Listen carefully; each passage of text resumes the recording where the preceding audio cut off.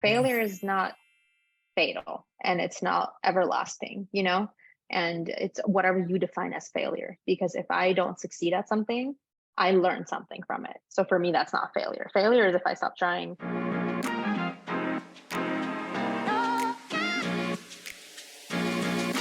Three, two, one, After leaving the corporate 9-to-5 grind, I became the boss of my own spiritual business, helping others explore and navigate the human experience from insight, wisdom, and lessons learned along the way. Today, I help aspiring spiritual entrepreneurs gain the confidence to share their gifts with the world. Welcome to the Happy Healing Shop podcast. I'm your host, Trang Pham Nguyen, and each week we'll dive into incredible stories of strength, resilience, and transformation. So, if you are ready for some serious breakthroughs, laughs and tears, and stories that will inspire you, you are in the right place, my friend. Let's get started. Prepared to be inspired by the remarkable journey of our next guest. Please join me in welcoming Syuzi, whose life story is a testament to resilience, determination, and growth. Hailing from Armenia, Syuzi's path took unexpected turns from participating in beauty pageants back home to fleeing to the US with her grandma. Despite facing hardship and periods of survival, she never lost sight of her dreams. And through sheer determination, she made her way to college, where she found her path into work at Disney headquarters. But it was during the pandemic that Syuzi experienced a profound awakening and life-altering realization. Fueled by her passion for helping others, she courageously shifted her career to the dynamic field of real estate. And now she is dedicated to assisting both large and small businesses in finding their dream locations and supporting their growth. Her passion and expertise shine through her Espresso with Syuzi talks on social media, inspiring thousands of others to embrace their own unique journeys. Her warm energy and uplifting messages have become a beacon of hope for all who are going through challenging times. Join me in welcoming the incredible Syuzi Hakobyan to our podcast as she dives into her extraordinary journey, sharing her triumphs and challenges and the lessons that have shaped her into the empowering person she is today. This episode will undoubtedly touch your heart and inspire you and remind you that you are capable of anything. Welcome to the show, Syuzi. Thank you. Thank you for having me. Yes, I am so excited because when we had a lot of deep talks back when we were working together back at Disney, I started learning more about your life story, and I was thinking, wow, this girl could write a book. So I'm going to actually backtrack all the way from, I guess, I want to say, childhood, but just how you weren't born here, right? So just your Yeah. journey of coming here with your grandma and all that kind of stuff. Yeah. So I was born in Armenia, and then we came to the States in, I want to say 2000, fall of 2000. I don't remember much about it, to be honest. I just remember I was in beauty pageants in Armenia and I went to dance. And I remember that lifestyle and being surrounded by family. And then it was just my grandma and I. And we moved to New Jersey originally. But New Jersey was tough. We didn't know the language. And it's a seasonal town. So it's, in the winter, it's snowing and everybody's indoors. There's so many days of school being canceled. And she didn't know the language. So she couldn't just find any kinds of jobs, And at that time, the virtual work from home wasn't as accepted as it is nowadays, obviously. So it was hard for her. And we have stories of getting stuck one day. She had to come pick me up from school because there was a snowstorm. And then we didn't have a ride home. Buses stopped. There was no public transportation. So luckily we had a cop take us home. And that was the first and only time I've been behind in the back of a cop's car. He took us home. Like that is a fun fact that you could say, and people are like, "What, Syuzi being robbed?" Yeah. Or like, "What'd she do?" As a kid too. And I don't think people realize sometimes how hard it is to move over to a country and you didn't even know Yeah. English, and with the grandma, and there's a disadvantage there of just the job opportunities with that, right? And what was actually one of the first few jobs that she did? Because I know for my parents, they did like cleaning or Yeah. like catering, in the back end. Hers was definitely cleaning too. So she started with cleaning and then she would work at like bakeries at nights. So it varied. Any kind of job that they would take, requires low skill, no degree, no language requirements. It's more so like these are your basic tasks, get them done, get the money and go home, immigrant life. Yeah. And so when you were, I guess you grew up with your grandma being the sole Yeah. provider and things like that at a young age, or I guess I should ask, like, what age did you start realizing?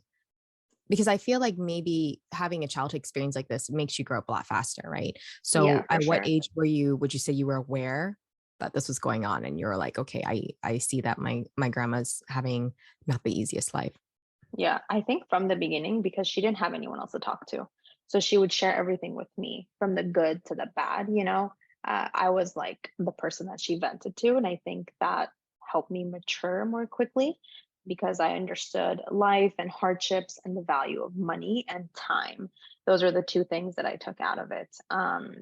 And she would vent to me. And that's also what taught me patience and to not always express everything and be considerate of the person in front of me. Because if I was going through something as I got older, I would not express it to her as much because I didn't want to add more burden to her. I learned to deal with things and manage through things and make things work. I don't Yes. know. I don't know if that's a good thing or a bad thing. I take it as a good thing, to be honest. Okay, yeah, I was just about to Yeah. ask if you regretted not having a childhood because, in I guess Yeah. therapy or psychology, same thing here. I grew up with, low income, Yeah. immigrant family. And so you just are aware at such a young age that, and I think maybe 8 years old or 7 years old for me, that you could tell like, okay, they have a lot of stress on their plate because they're trying to work, they come home tired, make ends meet. I know they Yeah. fear about financial stability and how to make like how to pay off the mortgage and all that kind of things, Hmm. all those things. So you kind of end up being quiet and maybe not expressing your needs, expressing our needs just because we don't want to cause extra trouble because we knew they were going through something hard, right? So, but I think so that might be the downside of it, but also the plus side is again, we do mature, Yeah. we learn about life really early Yes, on. We don't. So in a way, even though I feel like we lost a bit of our childhood in that sense, but for sure. I think that's why I connect with you and other people that have gone through same things. Not if we don't Yeah. talk about it, it's just there's a different maturity level of like But it also how to handle teaches life. compassion, Mhm. like you learn to not just the people around you that are close, but for example, like if I go to a store to the DMV and the person in front of me is extremely rude or disrespectful, I always tell myself, and maybe they're going through something. Like I don't know what they're going through, so I'm not going to take like anger back at take that anger back out on them, you know. So it teaches me to be more of a compassionate person. Uh, and I think sometimes people appreciate that. Not everyone, but I've had somebody at the DMV say once, thank you. They were going through a hard time with their family and they expressed it, which was a little bit additional detail I didn't ask for. Um, but you never know, you don't know what the person in front of you is going through. So I think it teaches you compassion too. Yeah, you've always had more patience than I have. So that was easy. I don't know. Sometimes my patience runs thin. Oh, and then also when you were mentioning beauty pageants, was it a regular Armenian thing back then growing up, or is it, and what did you continue when you came to the States? No, I didn't continue when it came to the States. I didn't have documentation, and you need something for them to be able to pay you, especially as a child. There's a lot of um, legalities behind it. So I didn't continue it when I was here. But in Armenia, my grandma would take me to all of these practices and different pageants and dance. I was home, she was bored. So why not take me to these things? So And I didn't continue it here. And I'm glad I didn't. okay, and Yeah. when you were doing the pageants in Armenia, did you feel, looking back now, that some people might say, "Oh, that's messed up," like people start comparing their looks, their self esteem, and all that kind of stuff, or did it have a different, I guess, vibe to compared to maybe the ones that you maybe in America? Yeah. I think the ones in maybe I don't know, maybe I see it in a different way. I think the ones here, and I know some of them are for show because obviously I haven't experienced it in real life here, and I've seen certain shows and clips. I do think that it's a different type of industry for sure, and there's different types of pressures and social requirements for it. defines beauty. And I think beauty is truly in the eye of the beholder. You might find something beautiful and another person will find that absolutely hideous. And I don't think either one is right or wrong, but in beauty pageants in general, there's one set of, standards that they go after for the majority. I don't think it's necessarily a bad thing unless there's unhealthy expectations and pressures of it, or depending on, the kid doesn't want to do it and the parents pressure. I remember as a kid, I liked it. I enjoyed wearing my little dresses and having my hair up with like little flowers in it. It didn't bother me. But certain shows you watch, kids are crying and they don't want to do it. And I think that's wrong to push against. And then in terms of pageants and that industry for adults, I think they're adults at that point. They, have the right to choose. I just hope they're self-conscious enough to understand that it is going to have a mental impact on them. Whether they know it or not, it is. And if they're okay with that, by all means, just like everything else, you're an adult, make your own decision. And just like any other industry, like sports, this has its own requirements and standards too, I don't know if it's right or wrong, but the thing I do think is wrong is when they pressure children to do things that it's against their will and they're crying. And, I think is horrible. So how did you and grandma go from Jersey all the way to California? And what was that like for you guys to make that adjustment? So we took a train actually from, I think it was New York to LA. It was because it was during the time of 9/11. So we didn't fly. Anyway, so we took a train. And do I remember much of it? No, I don't. But I remember little snippets. And then when we came here, things were slightly easier since there were a lot of Armenians, but obviously still hard because cost of living was expensive, food was expensive. So we had periods of time where we just had boiled eggs and hot dogs. And that was, I guess nutritious because high in protein. I don't know about hot dogs, but eggs are. Um, so it teaches you the value of money, and everything that I have now, I'm so thankful because I went through that. I still love boiled eggs and hot dogs from Home Depot, which are far more expensive than buying a pack and just eating it at home. But we went through that too, and I'm still thankful to have still, at that time we were still able to eat. But it teaches you, it humbles you. That's why whenever I see people struggling now, I say, first, you'll be fine. Just, push through and continue, because everybody has a start somewhere. We're not all born into wealth, which is okay, because you can build it, and wealth to each person means something else. Because at that time, my wealth was, we would still talk and laugh and make little jokes as we would eat our eggs and hot dogs. And that was wealth for me at that time. So first, define your own wealth and then make the best of it and work on improving it while you're going through it. And then I guess, how did you go from going from pageants all the way to, for listeners coming in, working at Disney where I met you? Yeah. Can you fill in the gap between there, please? That's a big gap to fill. But so I obviously did new pageants here, like I mentioned. And my grandma always told me this. She said, you're going to be a businesswoman. What that meant, I had no idea. I think in her mind, it was like wear a suit with a little briefcase and go to the office, high rise. That's what I think she meant. So she always instilled in me work ethic and education. She was very big on education. So after during high school, I decided, obviously, I was going to go to college. And when I was at USC, I went in as a business major. And but because I always had financial instability, I decided, okay, I'm already here, I have the opportunity to get grants and scholarships. So there's that financial help, and I'm still living at home. So my expenses are less. Yes, I paid for my car, phone, and everything, but it's still far less. So why not take the opportunity and get a second degree? Because I needed that safety and security. So I decided to also tag on accounting, because it was more of okay, I know if I get an accounting degree, I can have this set job.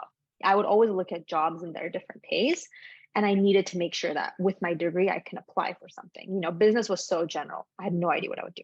So I got my 2 degrees, and I didn't go to the big four route through accounting. Instead, I applied at Disney, and it just worked. Also, the way it worked was just, it was honestly just faith at that point, the way the communication worked and the interviews, it just all fell into place perfectly.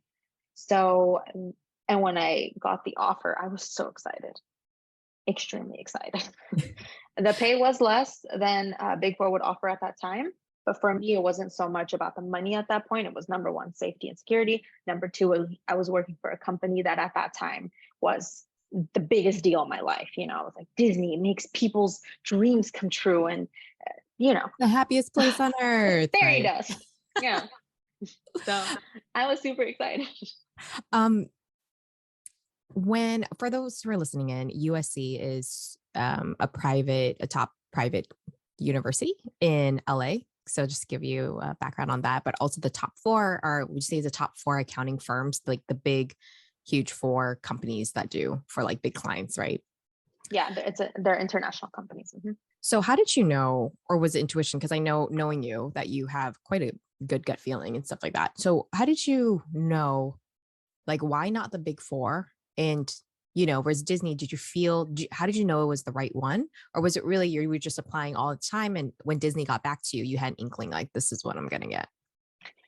So I would go to a lot of different events. They had a lot of networking events, and I attended them. And when speaking with different people, and I also visited a few of their offices, it just didn't fit with my personality. And for me, it was important, like my environment that I work in and the people that I work with, because obviously I put in a lot of time and effort and hours. So if I'm going to be there most of the week, if not 7 days a week, and for long periods of time, more than I am with my family, friends, or at home, then I need to make sure that environment is somewhere where I feel right. Not just the work, but just, it might sound a little cheesy. It's a feeling, but it's my intuition. I have to feel like I belong with that organization, with that company, and putting aside the day-to-day tasks, because, in accounting, a lot of the day-to-day is fairly similar. It's not horrendously different.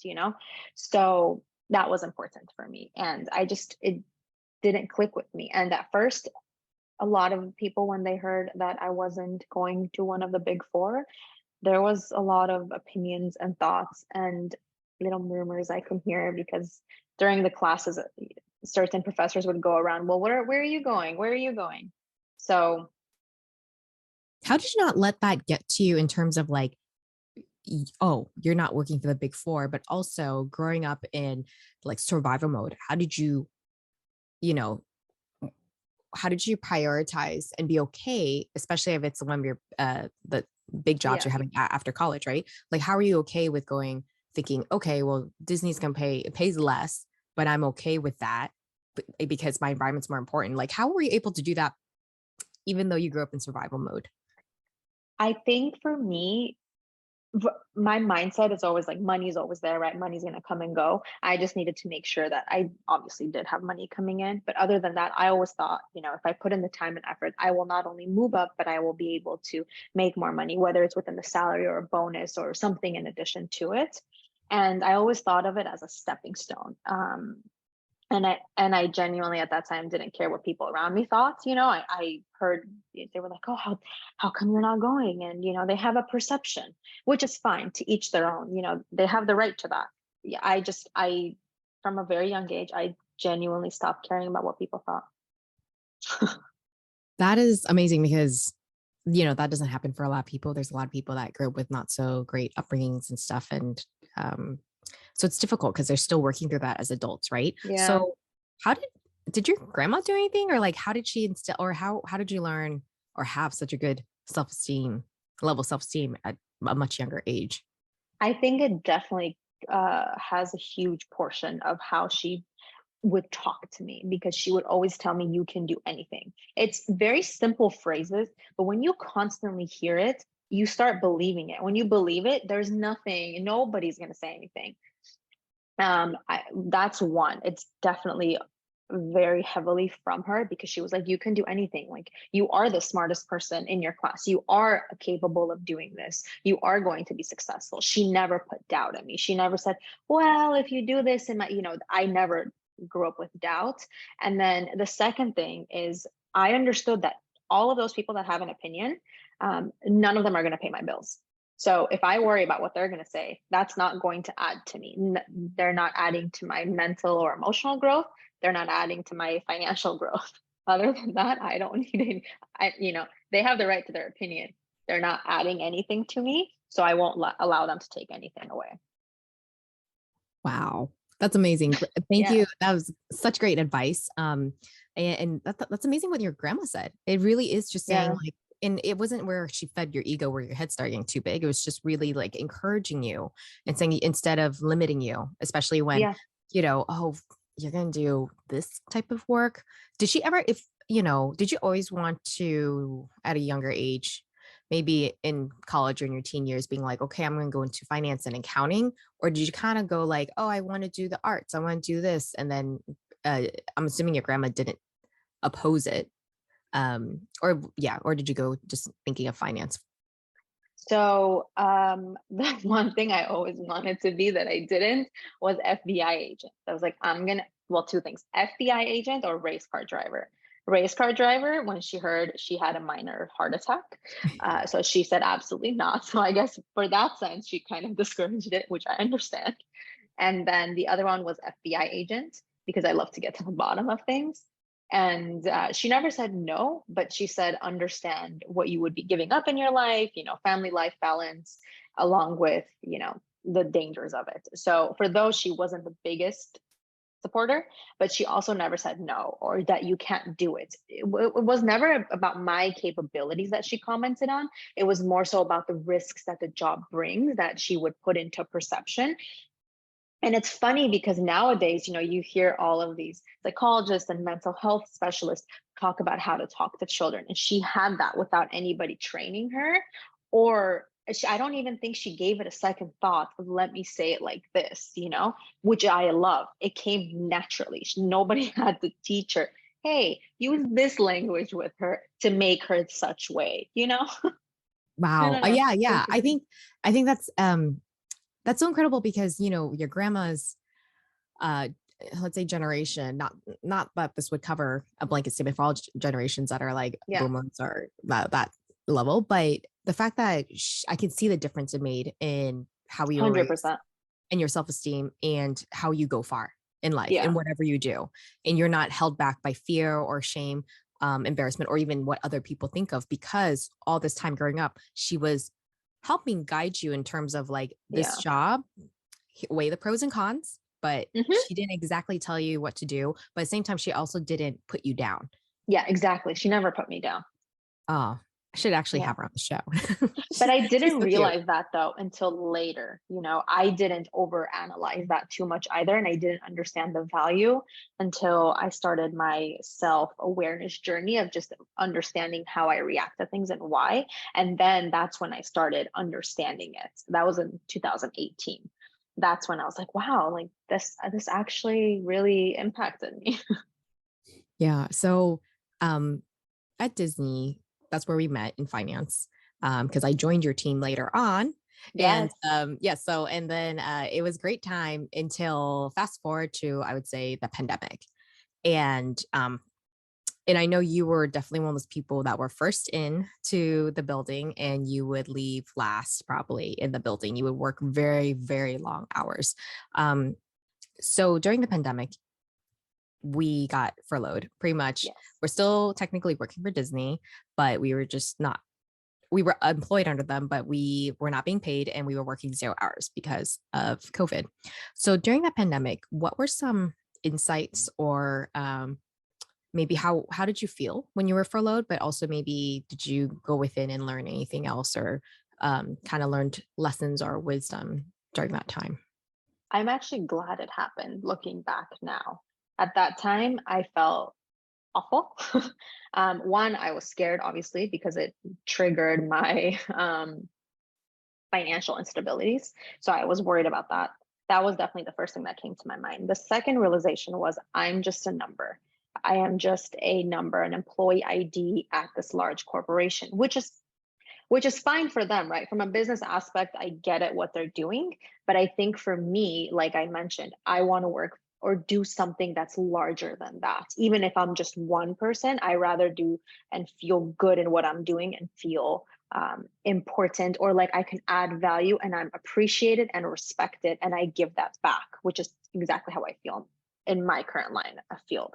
So at that time, that's what I understood. After I went through my emotions, I sat back and I thought, I'm just a number for them, and that's fine for them. It's not fine for me. So I knew that there had to be changes that I'm going to make in my life.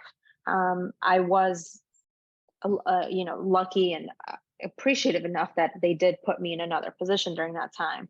But during that 2 week that, we were still working, but waiting for that furlough time to come, they gave, I think it was a 1 or 2 week in advance notice. That is when I decided I'm definitely going to make changes in my life, because I'm not the type of person to sit and be depressed about my situation. I will be there, but I've learned to not stay in that low place for a long time, because you can just get sucked into it. You have to push yourself out. Nobody else is going to do it for you. Even if people try to support and be there, every single night you're still by yourself. Every single morning you still wake up by yourself. And your mind, your thoughts, all of that is still with you. So if I didn't make a change, I can't expect anyone else to do it. So it was very eye-opening. It was always there. Maybe I never wanted to accept it. So Yeah, I felt like it was like a I'm glad it happened. confirmation. Mm. Yeah. For someone that's, because you were touching on the, not staying in that low place, and it is Hmm. a very hard life lesson. I think of, like, at the end of the day, you have to make the change, and Right. instead of relying on our partner, relying on our friends and stuff like that. And it's not that they're abandoning us, but it's just at the end of the day, it really is up to Yeah. us on choosing to heal or Hmm. choosing to go on that path. And it's not easy, for sure, especially when there's a life transition like that, death, divorce, loss of job, Hmm. loss of health. So um what advice could you offer to anyone listening in that might be going through a similar situation where they were furloughed, they were laid off, or they're going through a really difficult time in their life, and that kind of worked for you? Or anything? Yeah. I think mine is don't avoid it and don't keep yourself busy enough to forget it, which is, I think, the first thing that most people go towards is, they try to say, okay, I'm just going to keep myself so busy. For example, if it's a job, I'll keep looking for something else. I'll do something, I'll spend more time outside. I think you should actually sit with it. Let yourself feel the emotion. Don't feel bad if you're feeling low, if you feel like crying, if you feel like yelling, if you feel angry. Let your body go through emotions, because mentally, and I mean, I'm not a doctor, but this is for what works for me. Mentally, I do believe that you have to go through it and you have to overcome it. I feel like sometimes we just put a block and occupy ourselves. That's the first thing. The second thing is, after you let yourself feel that, write everything down. It's not so much to speak. I mean, if you have somebody that you truly trust, then speak to them. I don't think they should talk to everybody, but if you have somebody you trust, or, a professional, but say it out loud and put it in writing. Sorry, somebody just passed by my office and I'm talking like this, but put it in writing and understand. Let's say you're feeling anxious about it, or extremely depressed or low, write it down. I think 50% of solving it is writing down exactly what it is. Because our mind, there might be two things on your mind and you're not even aware of it, but you're so anxious. You write those things down, and then for each one, you say, okay, what can I do to improve it? And don't expect a change overnight.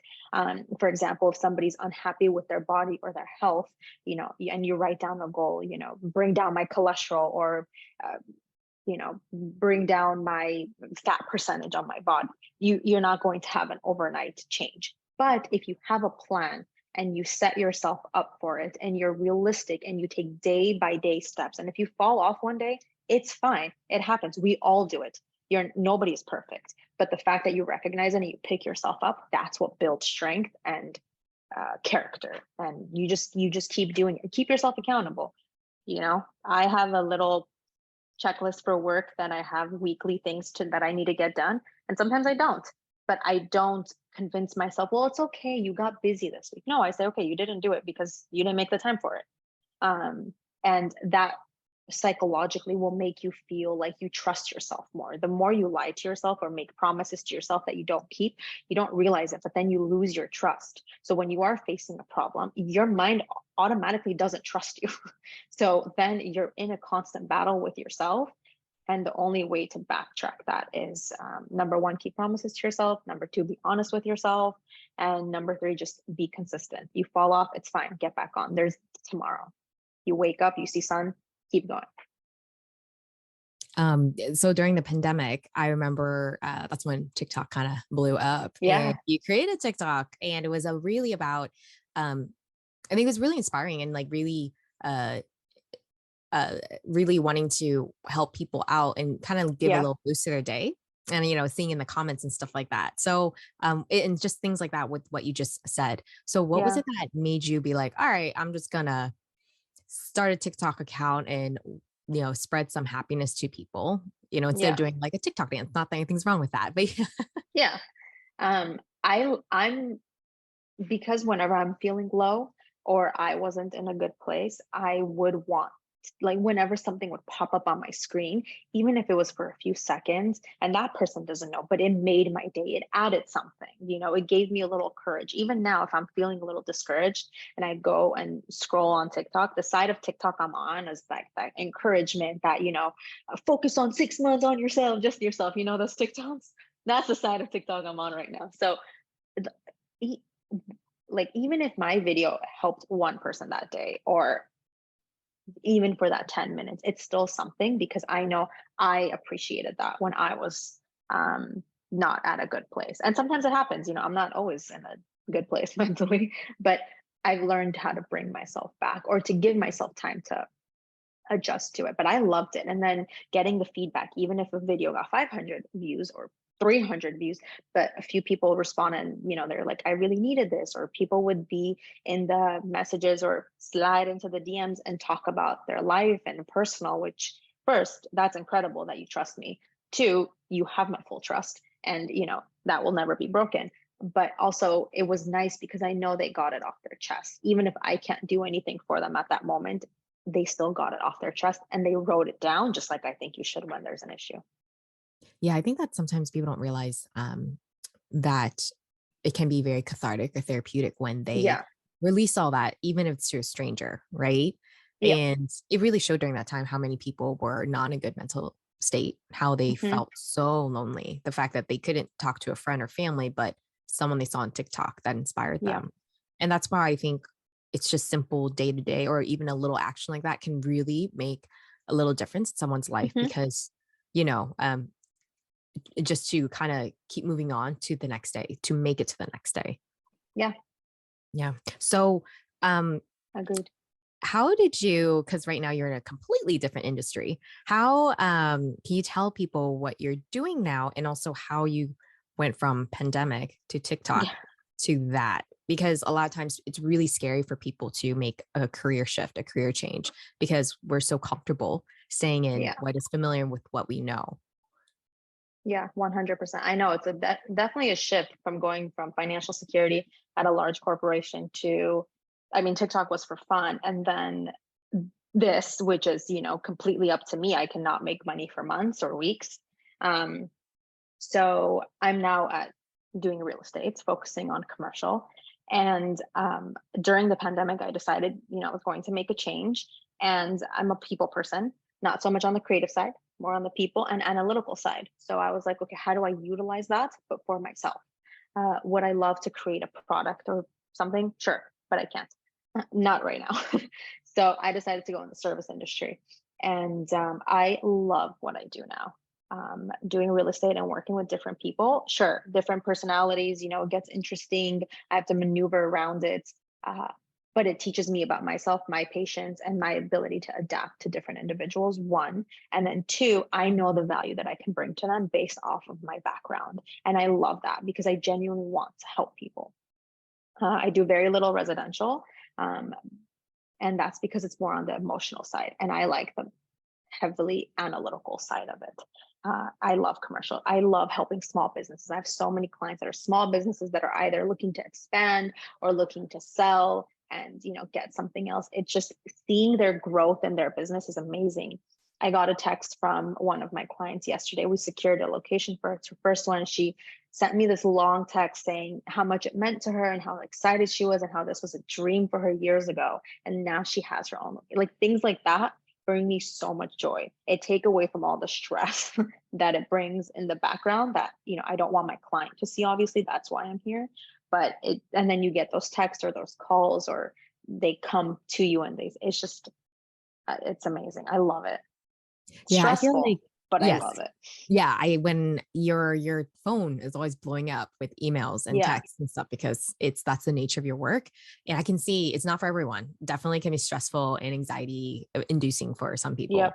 And it's very hustling, because again, Yep. it's very seasonal or just some months it's Yep. raining and then some months, other months not so 100%. much.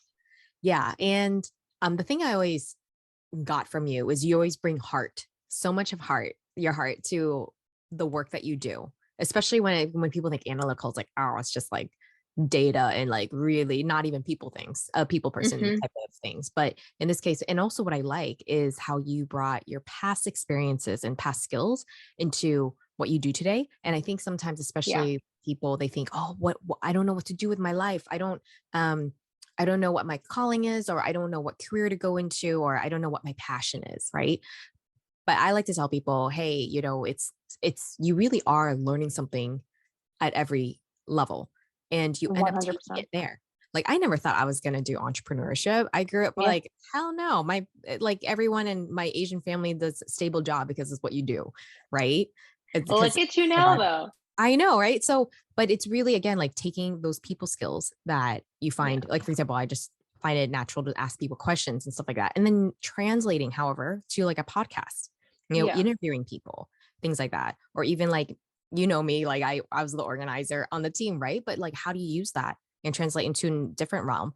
And it's really what I think is like these skills that you can take, but you can take them along with you in different ways. And that I do wedding planning. That's like a different level or a different track of organization Right. versus what I did at executive assistant Oh, at Disney, completely.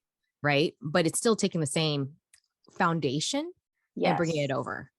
So, and real estate is different from Disney. Did you ever have any imposter syndrome when you made the shift? Well, first, let me backtrack.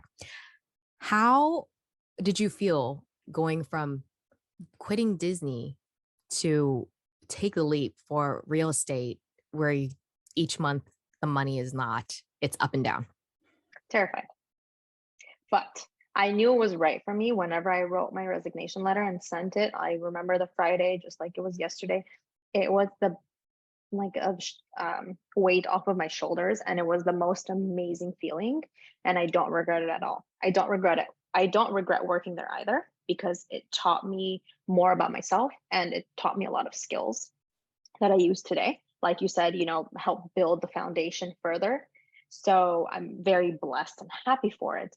But giving that resignation letter was more important than just a paycheck in my account.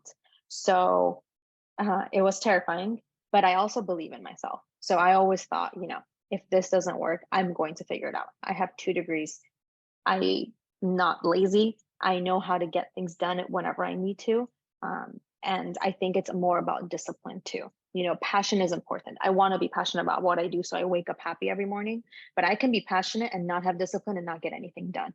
So I know my discipline. And yeah, do I fall off sometimes? Of course. But I also know that I can pick myself up, and falling off doesn't discourage me. It only makes me say, okay, I was able to be consistent for 3 months and then I fell off. Let me try to be consistent this time for 6 months and not fall off. I like to push myself. I love that challenge, or else I'll get bored. So, and it was a way for me to test myself. Can I do it?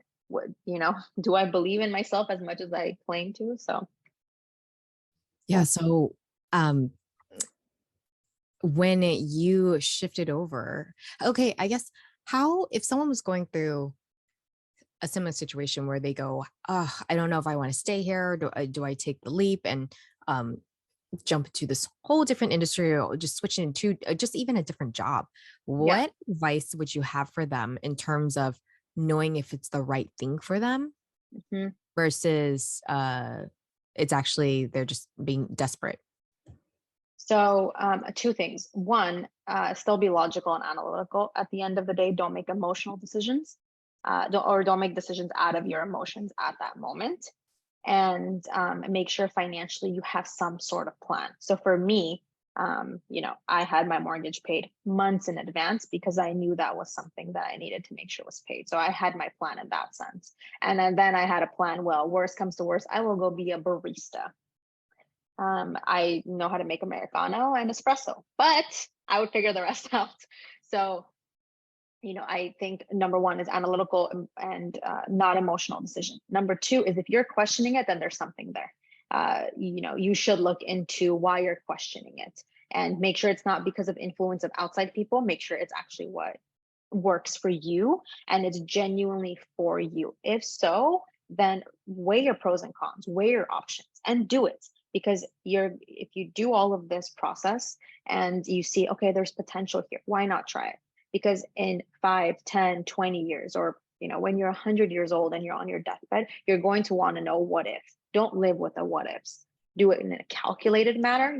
Don't end up on the street, which I guess is always a possibility, though. So have some kind of plan, but do it. Why not? Yeah, I think a Sorry. lot of times people, um, things are, you're able to figure things out if you are Yeah. put in that position, but we don't know the potential of ourselves until we are in that difficulty, Correct. hardship, Hmm. challenge in life. With my parents or my dad, he had such a rough time immigrating here to Yeah. America, where you look back and you're like, how in your mid 20s were you able to go through that? But Hmm. when you're almost dying, you fight for your life and that you like you muster the strength that you didn't realize was in you, as cheesy as it Yeah. sounds. And so, um, and at the end of the day, yeah, people like you can figure it out. It's just more of like the unknown, the territory of the Right. unknown that is terrifying. And also, 100%. I want to touch on like when you said passion. I do agree with you, and not everyone might do this, but I will say like passion is it is emotional and it is like, but that feeling is fleeting because everyone's Yes. excited to do this new project and all that stuff. Everyone's excited to, okay, this is not probably the best example, but like, oh, the concept of having kids. But man, the reality is some days are going to be really bad. Yeah. Some days you don't want to change diapers or like take care of your business or take care of the little nitty gritty stuff. There are going to be difficult days. So, or no one wants to go to the gym every day. Of course, in the beginning, everyone's like, I want to lose the last 10 Right. pounds. Yes. Right. But what you said, consistency is key. And that is Yeah. what I think, especially as an entrepreneur for you and I, sometimes it can be misleading for people to see like, I made 10 grand and you can Hmm. too. And I did this all in 1 week. And so Yeah. people look for overnight successes because it's a great marketing like it is Yeah. great for marketing, right? But a lot of the times you see people successful is because they worked at it every day slowly for years to get where Yes. they are. Hmm. People get But nobody sees that. yeah, they don't see the beginning struggling days. Hmm. They see like the end point, the last like 2 years instead. Correct. People don't lose weight overnight in a healthy manner. It's Right. like you see the transformation over a year. So, but it's really showing up. And Hmm. some days you just don't show up because you're not feeling it, you're sick, whatever you call it. Something came up. You're going through a difficult time. But it is like working at it or showing up a little bit every single day. Yeah. Mhm. 100%. And you have to. And if you fall off the day, don't be hard on yourself. Just get back the next one. Don't stay in that low position. Or if you are, understand what it is and try to first accept that and then move on from it. You're human. Yeah, Who cares if you exactly. fail? Just do it again. Yeah. And I think that the failure is such a scary word for a lot of people. And sometimes that was imprinted on them as a kid. But I guess we have to remember like Yeah. your grandma, you can do anything. Yeah. You can Also, be anything. failure is not fatal and it's not everlasting. And it's whatever you define as failure. Because if I don't succeed at something, I learned something from it. So for me, that's not failure. Failure is if I stop trying and I just, sit and say, well, I'm done. That's it. That I will define as complete failing because you've completely stopped. Which I think is failing. But other than that, who cares? Also, I think a lot of times though, people think about failure in a bad way is because they're scared of other people's perceptions. It always comes up about what you think about yourself and how you take how other people think about you. Because if you don't care what people think about you, failing is not going to be an option. Imagine if you're cooking something at home and it goes horribly wrong and it's just you don't care because nobody else is going to see it, nobody else is going to judge it, nobody else is going to say anything. But do that same thing in front of other people. You're going to feel horrible because you're going to care so much about what that person thinks and you're going to feel like you failed. I mean, it's a small example, but I think a lot of it comes to how you perceive how other people think of you. Yes, agreed. And with earlier when I said you bring so much heart to every line of work that you do, in real estate, I think the perception people think about is like you show homes and that kind of stuff, right? You walk with a client and be like, here's a home, check it out, that kind of stuff. Mm-hmm. So, and they might not think it as the most empathetic type of field, but so for you, do you feel like, how do you bring a little bit of Syuzi to, I guess, your clients in terms of, I guess you can say like I don't want to say like what sets you apart from other real estate agents, but more of like, obviously your clients love you. I went to a lunch and they raved about you, a networking lunch, and they raved about you. But what is it that you think that for people that, I think sometimes when people are scared of bringing their authentic self to work or their side of self to work, but in a way, it makes them, and it makes like certain clients, like the right clients, come to you because they like you for you. They could go with so many other real estate agents. So like for you, I guess, what is do you think your little magic sauce, special sauces? I am always myself. I don't change who I am depending on the clients. I might adapt in the language that I use and how I speak to them or my form of communication with them based on what their preferences are, but my personality doesn't change. And I listen to them. I don't just tell them what I think, and I don't pressure them to do anything that I feel like they won't be comfortable with. What I make sure to do is to say, these are all of your options, and these are the pros and the cons for each one, without taking into consideration my financial benefit. So if I think it's the right move for them, I will express it as such. But there's also been times where I'm like, this isn't the best for you. Would I have made money off of it? 100%. But I tell them it's not the best for them because I want that relationship. It's more to me than just, one transaction. I want it, number one, to be a relationship, a long-term relationship. And I want to treat them like I would if it was for my own personal, if I'm buying something for myself or selling something for myself. It needs to be, if like my grandma was buying it or selling something, I need to treat them with that same attention, care, and respect, and fight for their money. And I think that builds trust. Yeah. There's certain industries where you're like, I don't know if I can go to this like mechanic or this real estate because they might be too salesy. They're going to upsell me. They're going to tell me I need to do this, and then realize like someone was going to tell me down the line a year later being like, you didn't need to pay for that. And it pretty much not finding people that aren't sketchy to work with. Yes, right? Exactly. 100%. People you can trust. Yeah. So Yep. Yeah, amazing. Thank you so much for telling your whole entire inspiring like journey Of course. really so many changes in life, growing up in the conditions you had to, and surviving and making it here. Where can people find you? Everywhere. Just kidding. Instagram and Facebook. And then I also have my website, but for quick, that they just grab my phone number or email from Instagram.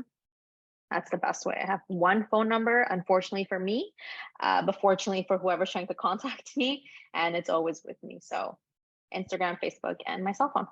And what's your Instagram handle? It's Syuzi Properties, SYUZI Properties. Great. Well, thank you for being on today. Thank you, Trang. Thank you. I love this. And that's a wrap for today's episode, my friend. I hope you were inspired by Syuzi's story as much as I was. And by the way, if you enjoyed this episode, hit that like button, hit that subscribe button right now so you don't miss out on any episodes coming up. I'd be really grateful if you left me a review over on Apple and Spotify as well. Those reviews help other people find my podcast. And remember, the fun doesn't stop here. The magic continues over at thehappyhealingshop.com, where you'll find tons of resources to help and support you on your spiritual journey, including blog posts, guides, video series, and more. Until we meet again, my friend, always remember to shine your light brightly and to share your story, because you'll never know who it can help or inspire to create a change in their world. Thank you for being here, and I'll see you soon.